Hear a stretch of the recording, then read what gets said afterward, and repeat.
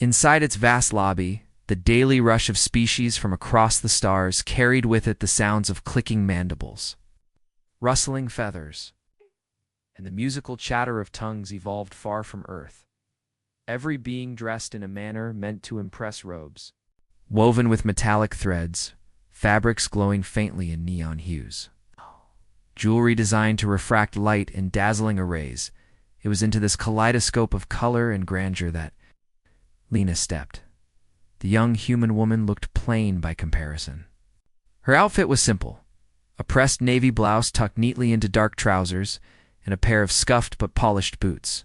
To her it was formal. To the lobby of Novacorp it was laughably bare. The receptionist, a slender alien named Vrixel, noticed. Immediately, Vrixel's lavender skin shimmered faintly beneath the lights, her long, multi-jointed fingers drumming a steady rhythm on her desk console. She raised her voice, making no effort to hide her disdain. By the stars. Right? Is that really what you chose to wear? Did you get lost on your way to a mining outpost? You look like you stitched that outfit with cave thread. The words cut sharp, slicing through Lena's already fragile confidence. She heard the chuckles ripple through nearby workers' different languages, different timbres, but the message was the same. They saw her as backward. Her face flushed crimson, and for a moment she almost turned to leave. Almost. But then she remembered the name written on her invitation. Director Jonathan Morgan, a human, a legend, whispered about even among alien-dominated circles. He had built Novacorp's Orion Prime division from nothing, refusing bribes, refusing flattery, demanding only competence. He was the reason she had even been given a chance at this interview. She straightened her back, trying to summon courage. My name is Lena Corrin. I have an interview with Director Morgan. The laughter stilled at that. The mention of the human director's name commanded silence like a knife cutting through noise. Even Vrixel faltered before recovering with a sly smirk. Oh, him. Yes. Well, good luck, Drabling. She emphasized the alien word, a condescending term used for children too young to be taken seriously. Then, with a flick of her fingers, she authorized Lena's badge and gestured lazily toward the elevators. Each step Lena took across the polished lobby floor felt heavier than the last. The laughter still clung to her ears, echoing like ghosts. The elevator ride to the top floor was silent except for the pounding of her heart. She gripped the strap of her bag tightly, rehearsing the words she'd practiced 100 times, her experience, her determination, her willingness to work harder than anyone else. When the doors opened, she stepped into an office unlike any other she had seen. It was wide, its walls half glass, showing the endless sprawl of Orion Prime beneath the stars. Yet the space itself was minimalist, no glowing silks, no floating ornaments, no ostentatious wealth on display. Instead, the desk was simple steel and wood. The shelves lined with data tablets and a few framed pictures of Earth. Behind the desk sat Director Jonathan Morgan. He was not young, but not old, his face lined more by responsibility than age. Dark suit was tailored, yet practical. His eyes, a sharp human blue, rose from the holographic display he'd been reviewing to settle on her with an intensity that made her freeze mid-step.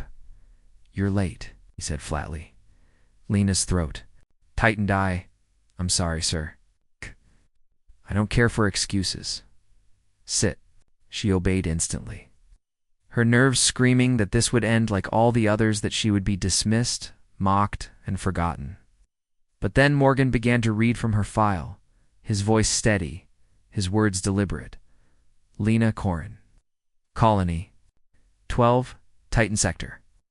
Worked from the age of 14 after your father's accident. Coordinated food and water supply chains during the blackout crisis 3 years ago. No formal degree. Her cheeks burned. Yes, sir. I know my qualifications aren't glamorous. Morgan actually chuckled at that, a dry but genuine sound. He leaned forward, folding his hands. Glamour doesn't keep corporations alive. Competence does. The words hit her harder than any insult. For the first time, someone wasn't laughing at her. He wasn't judging her clothes or her lack of a degree or the fact that she came from a struggling colony. What she had done, as the interview continued, Lena answered carefully but honestly. She explained how she had kept her settlement supplied during harsh winters, how she had mediated disputes among colonists when no one else stepped up, how she had learned to repair equipment far outside her training because survival demanded it. When she finally fell silent, Morgan regarded her for a long moment. Then he nodded once. "You're hired." Lena's breath caught in her chest. After all the dismissals, all the laughter, all the sneers, those 2 words felt unreal. It started as whispers. By midday, it was open conversation. By evening, it was scornful laughter. The human boss hired her. One Solarian trader muttered, his chitin clicking as he gestured dramatically. "I saw her outfit plain cloth. No smart fiber, no neural display. How primitive can you get?" said a feathered Lorani assistant. "She'd crumble in a week," another chimed in. The disbelief was universal. After all, Novacorp was one of the most prestigious firms in Orion Prime. Its employees competed with razor-sharp wit, gleaming credentials, and entire wardrobes worth more than most colony homes. And yet here was Lena, no degree, no wealthy backers, no dazzling presentations, sitting at a desk in logistics. No one hid their skepticism. Especially not Vrixel. The lavender-skinned receptionist practically glowed with smug delight every time Lena passed. "Ah, the Drabling survives another day," she would murmur, loud enough for nearby staff to hear. "Perhaps," Director Morgan, "enjoys charity cases." Each remark stung, but Lena learned to keep her head down.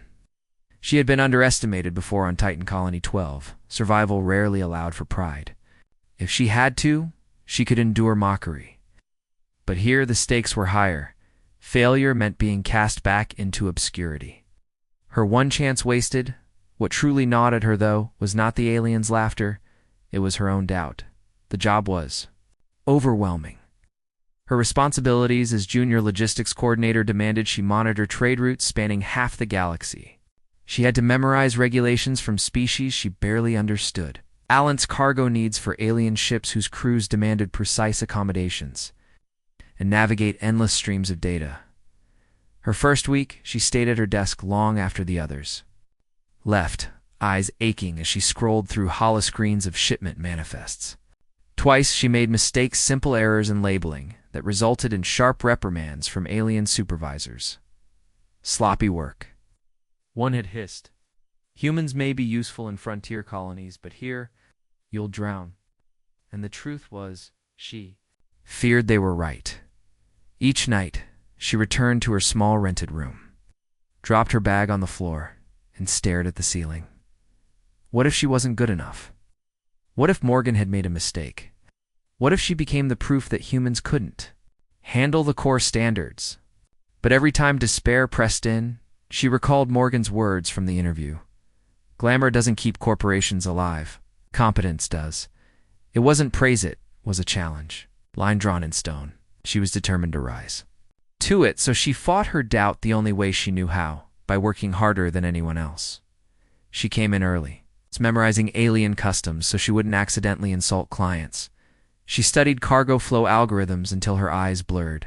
Ouch.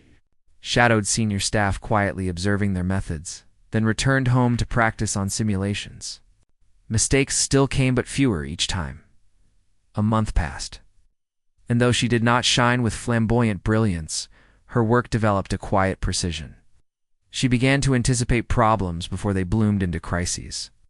She learned which alien executives responded to politeness, which to blunt efficiency. She learned that sometimes listening in silence was more powerful than boasting. Director Morgan noticed. He never praised her outright. Praise was rare from him, but she saw the subtle signs. When a shipment went smoothly because of her recalculations, he nodded once, eyes sharp but approving. When other managers questioned her suggestions, he gave her the chance to explain instead of dismissing her. He trusted her with small, then larger responsibilities. And slowly, a handful of others began to notice as well. Not many, but enough that whispers of mockery occasionally shifted into murmurs of surprise. Still, Vrixel remained relentless. Receptionists never let a day pass without a jab. Another week and you're still here? Remarkable. Perhaps you've mastered pushing buttons, HM. Lena never responded, though sometimes her fists clenched. She told herself it didn't matter, because beneath the laughter, beneath the scorn, beneath even her own self-doubt, something was shifting. She could feel it like a slow current under the surface. She wasn't failing. She wasn't drowning. It began one quiet morning when the logistics office filled with a sharp, metallic tone, the emergency channel reserved for crises. The holoscreens flickered alive, painting the room in urgent red light. Data poured across them. Cargo freighters. Missing. Transponders silent. Delivery routes compromised by midday. The situation was clear. A rival conglomerate, Korth Dynamics, had rerouted several of NovaCorp's shipments into pirate-controlled sectors.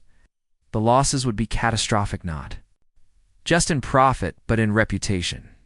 Clients would demand refunds. Investors would retreat. And NovaCorp's fragile dominance on Orion Prime could collapse. Panic spread like fire. Alien executives filled the conference chamber, their voices overlapping in shrill chaos. A scaled Tavar pounded the table with his claw. You must recall all remaining freighters. A Lorani advisor fluffed her feathers in agitation. That would ruin our delivery contracts. The clients will abandon us. Better late than looted. Hissed ASALAN. The room spiraled into bickering.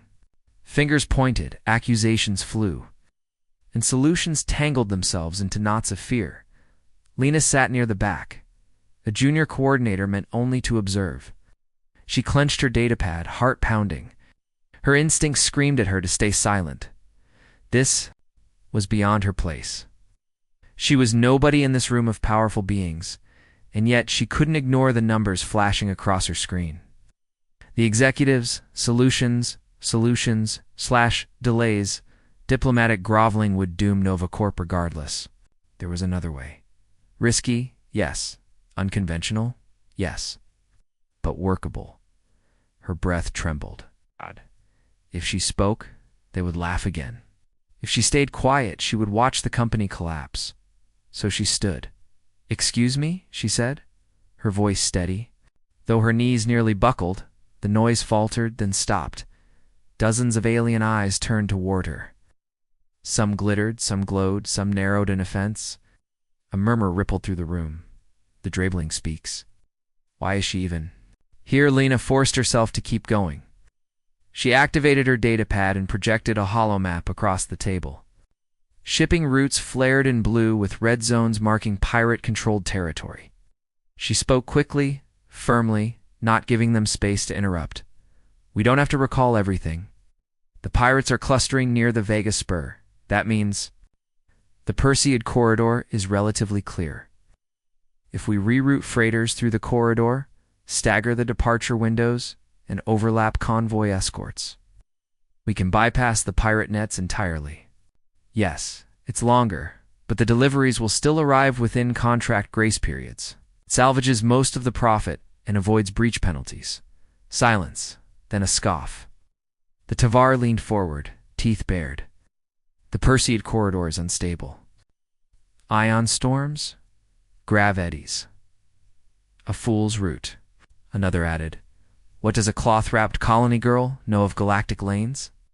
Laughter threatened again, but it faltered when Lena rotated the map, showing calculations overlaid in real time. Ship capacities, fuel efficiencies, convoy synchronization patterns, every variable was accounted for. The hollow figures glowed with one undeniable truth. It was possible. You're not safe. Not easy, but possible. Director Morgan, seated at the head of the table, had remained silent the entire time. Now, at last, he spoke. Show me the risk margins. Lena tapped the display, highlighting worst-case projections. Her voice shook only slightly. Loss rates at 7% compared to projected 32% under standard recalls. Revenue retention at 64%. Reputation impact minimal if we declare storm delays instead of sabotage. The chamber went dead quiet. Morgan's gaze swept the table, daring any executive to challenge the numbers. Then he leaned back, a faint, almost imperceptible smile at the corner of his lips. You heard her. Implement the plan. Ow. Shock rippled across the room. Protest died before they left throats. Morgan's word was final, and so, under Lena's guidance, NovaCorp executed the rerouting. Convoys launched in carefully staggered windows, their ships threading through the volatile Perseid corridor. Every hour brought tension messages of storms, of near collisions, of crews cursing the turbulence. But one by one, the freighters emerged on the other side, cargo intact. Deadlines barely stretched. When the final convoy cleared the corridor, NovaCorp breathed again. Losses were acceptable. Clients remained loyal. Investors, instead of retreating, praised the companies. Resilience. In the logistics office, Lena sat at her desk, exhausted. Her body ached, her mind was frayed, but her chest burned with something fierce and unfamiliar. Pride. For the first time since setting foot on Orion Prime, she hadn't just survived. She had saved them, and though the whispers still lingered, in corners, they carried a new note now. Surprise, curiosity, even reluctant respect. Clients praised NovaCorp for its decisive rerouting strategy. Investors, once ready to abandon ship, publicly congratulated Director Morgan's brilliant logistics team. Inside the company, everyone knew whose plan it had been.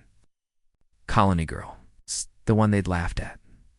Still, the transformation of opinion was slow. Respect, after all, did not come easily in Orion Prime. Many executives couldn't bring themselves to openly admit they had been wrong. Yet they began to notice the little things. Lena's reports were always on time, her projections precise, her demeanor calm, even under pressure. Where others scrambled to patch mistakes, she anticipated problems before they bloomed. And Morgan noticed most of all. Without ceremony, he began to include her in meetings she had never expected to see. Meetings where alien trade moguls shouted across tables, where numbers in the trillions were tossed about like casual wagers, where one poorly chosen word could ruin entire contracts. At first, Lena sat silent, observing and scribbling notes. But soon, Morgan would tilt his head toward her, a quiet prompt. What do you see? And when she answered, her insights born of quiet analysis, not grand gestures, often cut through the noise. Slowly, the executives learned not to dismiss her voice so easily, yet not all adapted with Grace Vrixel. The receptionist remained her most vocal skeptic. Though the alien no longer mocked her as loudly as before, the barbs still came, thinner and sharper.